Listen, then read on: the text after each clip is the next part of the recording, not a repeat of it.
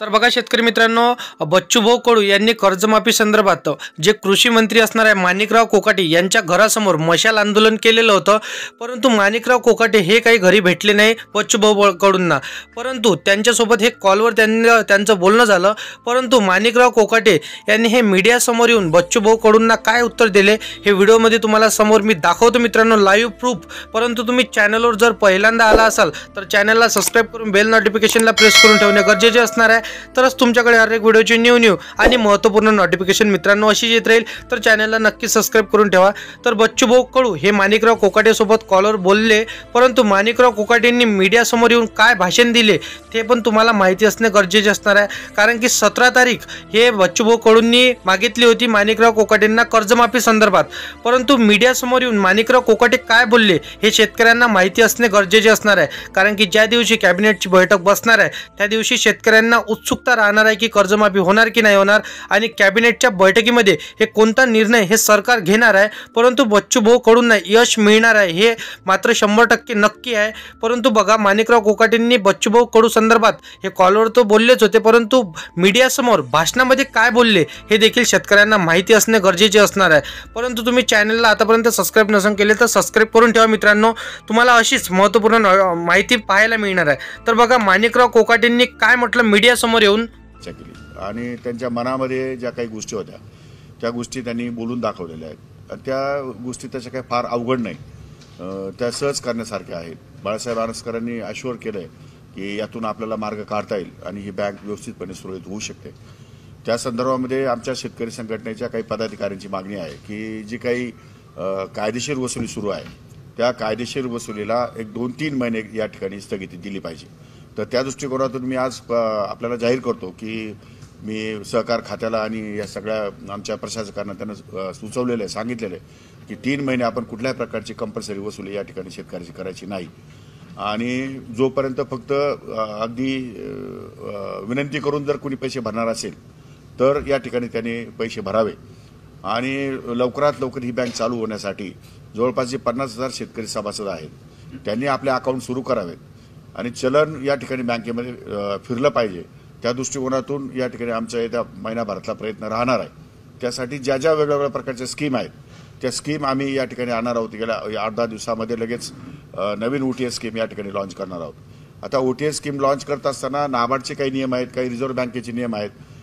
एकच धोरण या ठिकाणी राबवावं अशी सर्वसाधारणपणे नाबार्डची अपेक्षा आहेत.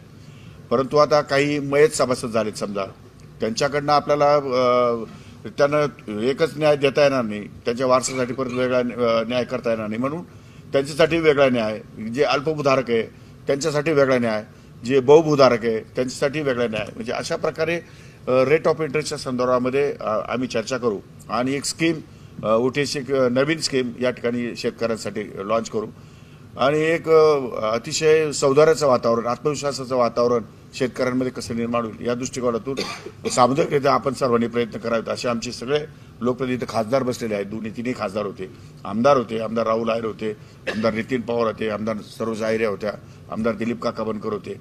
म्हणजे अशा प्रकारे आम्ही सर्वजण, नरेंद्र दराडे माझ्या बसले, अशा प्रकारे आम्ही सर्व या ठिकाणी साधक बाधक चर्चा केलेली आहे. आणि प्रकाश शिंदे माझ्या बसले, त्यांनी पण त्यांची बाजू, शेतकऱ्यांची बाजू अतिशय प्रखरपणे मांडली आणि त्या दृष्टिकोनातून जे जे शक्य आहे ते करण्याचा निर्णय आमचा या ठिकाणी झालेला आहे. हो, मी आता त्यांचं म्हणणं बरोबर आहे की आज बँकाच्या अडचणीत आल्या आहेत. त्या बँकेमध्ये शिक्षण खात्याचे पैसे, महिला आणि बालकल्याण विभागाचे पैसे, जे शासकीय निधी जो त्या बँकांमध्ये येत होता तो शासकीय निधी बँकांमध्ये येण्याच्या ऐवजी तो बँक पैसे लवकर मिळणार नाही म्हणून त्यावेळेची खाती डायव्हर्ट करण्यात आली. नॅशनलाइज बँकेकडे गेली ती खाती पुन्हा एकदा सुरू करण्यासाठी माननीय मुख्यमंत्री महोदयांना आम्ही विनंती करणार आहोत. आणि आमच्या खात्याच्या वतीनं, कृषी खात्याच्या वतीनं ज्या काही योजना आहेत त्या योजना पुन्हा जर जे शेतकरी अकाउंट चालू करतील त्या शेतकऱ्यांच्या अकाउंटवरती या ठिकाणी योजना आम्ही DBTच्या मार्गाने या ठिकाणी ट्रान्सफर करण्याचा निर्णय घेऊ. काही शेतकऱ्यांमध्ये असं काही गैरसमज आहे की संचालकांनीच बँक बुडवली की काय?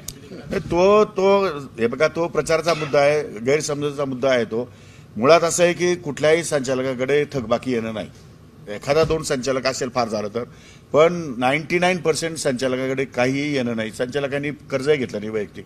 संचालकांनी राजकीयदृष्ट्या आपल्या पदाचा गैरवापर केल्याचं सांगता येत नाही. कारण एखाद्या शेतकऱ्याला 10,000 रुपये कर्ज बसत असेल तर त्याला वाढीव कर्ज दिलंय नियमाच्या बाहेर जाऊन, त्यामुळे ती थकबाकी वाढली असण्याची शक्यता नाकारता येत नाही. परंतु संचालकांनी त्या बँकेचं वाटोळं केलंय, संचालकांनी पैसे काढून घेतले, असा जो प्रकार आहे तो तसा प्रकार अजिबात नाहीये बँकेमध्ये. मी त्या बँकेचा चेअरमन होतो, मी त्या बँकेचा संचालक आहे. मीच उलटा आता उद्या मी पहिल्यांदा सांगितलं की मी 5 लाख रुपये डिपॉझिट या ठिकाणी बँकेत जमा करणार आहे. उद्याच माझ्या पीएला सांगितलं की माझ्या अकाउंटमध्ये जेवढे पैसे तेवढे लगेच डायव्हर्ट करून टाका. आमच्या डॉक्टर राहुल आहेर सांगितले मी 5 लाख रुपये देतो. आमचे बाकीचे खासदार बसतात, खासदार साहेब त्यांच्या पतसंस्थेकडनं मी पैसे डिपॉझिट घेणार आहे. त्यांनी जर वैयक्तिक दिले तर त्यांच्या संस्था आहेत किंवा बाकीचे आमचे आमदार आहेत, सगळ्यांकडे 5-5 लाख रुपये आम्ही डिपॉझिट या ठिकाणी घेणार आहोत. म्हणजे जे संचालक होते जुने त्या संचालकांकडनं पण आम्ही पैसे वसूल करणार आहोत. शेवटी कसं आहे की विश्वासार्हता निर्माण झाली पाहिजे, गैरसमज निर्माण होता कामा नये. राजकीय गैरसमज जे निर्माण झालेले आहेत ते दूर झाले पाहिजे.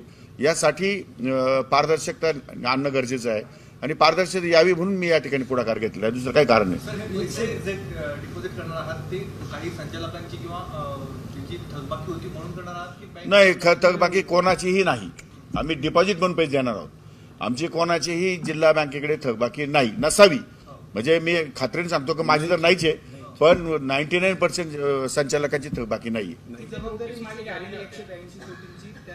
ती सहकारी संस्थांची जबाबदारी आहे. ती सहकारी संस्था म्हणजे कारखाने, मुळात 2 कारखाने आणि एक भुजबळांच्या कारखान्याला फायनान्स केलं होतं, पण भुजबळांचे सगळे पैसे भरलेले आहेत.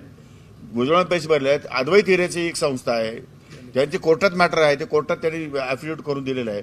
त्यामुळे कारखान्याची वसुली सुरू आहे. जवळपास 75 कोटी रुपये निपाड कारखान्याची वसुली झालेली आहे, कारण ते ड्रायपोर्ट त्या ठिकाणी झालं, केंद्र सरकारचे पैसे डायव्हर्ट झाले आहेत.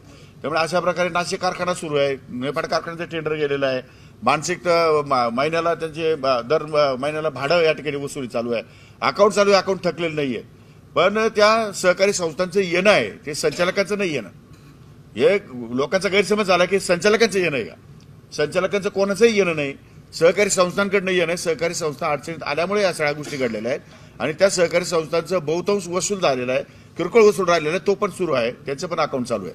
सहकार मंत्र्यांकडे सुनावणी एक सुनावणी होऊन गेलेली आहे, परत पुढची सुनावणी होणार आहे. तर त्यावर आता तुमच्यासह जे संचालक होते तत्कालीन, तर त्यांच्यावर जबाबदारी निश्चित करण्यात आली. त्या संदर्भात आपलं काय मत आहे? त्या संदर्भात मी बोलणं बरोबर नाही. न्यायालयीन प्रक्रिया आहे ती. माननीय सहकार मंत्री महोदयाकडे क्वासी ज्युडिशियल अधिकार आहे, त्यांच्याकडे अपील दाखल झालेलं आहे. त्या संदर्भात मी या ठिकाणी बोलणं बरोबर नाही, परंतु नियमाने कायदेशीर जे काही बाजू असेल ती आम्ही आमची त्यांच्यासमोर मांडू. आणि साहेब ते बडे थकबाकीदार आहेत, तर तुम्ही जर आता म्हणताय की 3 महिने काही कारवाई करायची नाही, जे बडे थकबाकीदार त्याच्यामुळेच नाही, त्यांना आपण जे बडे थकबाकीदार ते किती आहे? 11% आहेत फक्त. 11% लोकांकडनं वसुली सुरूच राहील, सुरू कोणाचीही थांबणार नाही. फक्त कायदेशीर कारवाई जी गोरगरीब शेतकऱ्यांवर सुरू आहे, 101 दाखले जे घेतलेले आहेत की कायदेशीर त्यांच्या कंपल्सरी वसूल चालू आहे किंवा ऑक्शन त्यांच्या जमिनीचे काढण्याचे प्रकार सुरू आहेत, ते 3 महिन्यासाठी स्थगित केलेले आहेत. बाळासाहेब होते त्यांनी काय उपाय सुचवलेले आहेत आपल्याला? नाही, त्यांनी नवीन OTS स्कीम या ठिकाणी करायची आहेत. शिवाय MSC बँक आहे ती रिफायनान्स जिल्हा बँकेला करणार आहे. मधून शेतकऱ्यांना कर्ज उपलब्ध होण्यासाठीची जे काही गोष्टी कराव्या लागतील ते राज्य सरकार आणि MSC बँक मिळून 2 जण करणार आहोत आम्ही. आणि शिवाय शेतकऱ्यांना कर्ज भरणं सुलभ व्हावं म्हणून त्याचे इन्स्टॉलमेंट आणि OTS एक नवीन स्कीम या ठिकाणी लॉन्च करणार आहोत.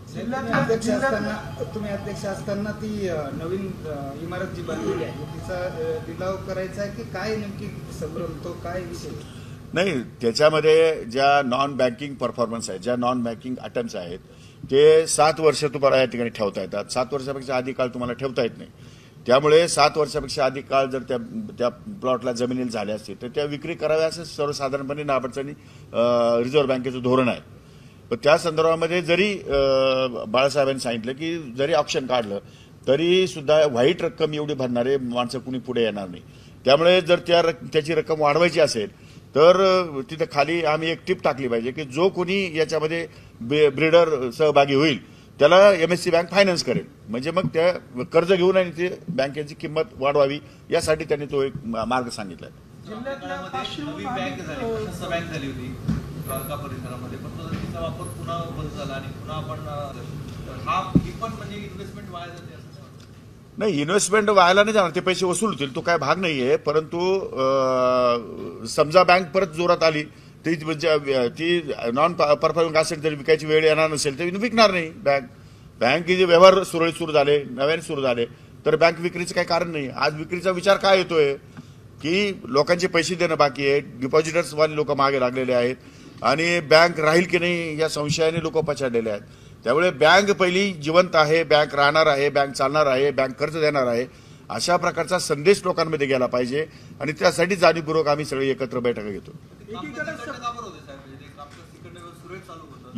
तिकडनं झालं का आणि इकडं झालं का ही बँक रिकामीच होती ना, त्यामुळे इकडनंही झालं काय तिकडनं झालं काय काही फरक नाहीये. त्यावेळेचा स्टाफ मोठा होता, त्यावेळी दोन्हीकडे पण या इमारतीमध्ये बसायला जागा कमी होती म्हणून ती इमारत आपण पर्याय बांधली. आता कसं झालं की स्टाफ कमी झालाय, व्यवहार कमी झाले, चलनवलन या ठिकाणी कमी झालंय, कर्ज या ठिकाणी वितरण कमी झालंय. त्यामुळे मग आता एका बिल्डिंगमध्ये भागतंय एका बिल्डिंगमध्ये भागतंय तर मग ती बिल्डिंग कशाला हवी, मग ती विक्री केली पाहिजे असं एकंदरीत त्यांचा सेन्स दिसतोय.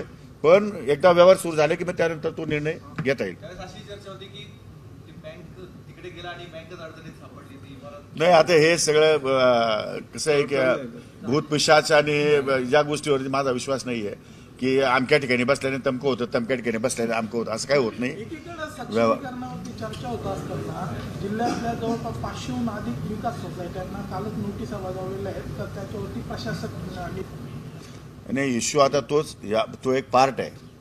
ज्या पॅक्स आहे तो जिल्हा बँकेशी जोडलेल्या त्या एक संस्था आहेत. मुळात जिल्हा बँकेने फायनान्स पॅक्सला केलेला आहे, शेतकऱ्यांना नाही. त्यामुळे शेतकरी हा जिल्हा बँकेचा कर्जदार नाहीये. जिल्हा बँकेचा कर्जदार ही पॅक्स आहे, म्हणजे गावातली विविध कार्यकारी सेवा सहकारी संस्था आहे. आणि सेवा सहकारी संस्थांनी जे वेगवेगळे बिझनेस करायला पाहिजे ते बिझनेस न केल्यामुळे एकाच बिझनेसमुळे त्या संस्था पण अडचणीत आलेल्या आहेत. सचिवाचे पगार काही कारणास्तव सचिवाला पगार द्यावे लागतात, केडरमध्ये पैसे भरावे. बरं, पूर्वी केडर बँकेच्या अंडर होतं, आता ते केडर सेपरेट केलेलं आहे सहकारी विभागाने. आता ते केडर पण बँकेत विलीन करण्यासंदर्भातला प्रस्ताव आम्ही देणार आहोत आणि केडरचे कर्मचाऱ्यांना बँकेच्या कामामध्ये समावेश घेण्याचा विचार आहे आमचा. त्यामुळे आपल्याला जे काही पॅक्समधून जे काही आपल्याला कर्ज वितरण होतं ना त्याला 3% पैसे द्यावे लागतात, ते 3% द्यावे लागणार नाही अशा प्रकारचा विचार आपल्याला भविष्य काळामध्ये करावा लागेल. त्याच्यावर कायद्यात तरतूद करावी लागेल. नाही, तो फक्त CRARचा इश्यू आहे, पण त्या संदर्भात तो मेंटेन करण्यासाठी रिझर्व्ह बँकेला आम्ही लेखी पत्र नाबार्डला की राज्य सरकार त्यासाठी लागेल तेवढा निधी या ठिकाणी देण्याच्या मानसिकतेमध्ये आहे. राज्य सरकारनं त्याची मानसिकता झालेली आहे राज्य सरकारची. खाते सुरू करायचे, परंतु जे काही कर्जदार आहेत त्यांच्या खात्यातून ते वर्ग केले जातात. जे काही तुम्ही अनुदान देण्याचं म्हणताय तर ते कर्ज खात्यात वर्ग केले जातात. त्याच्यामुळे कुठेतरी नाही, आता त्याला बंधनं घालू ना आपण, त्याला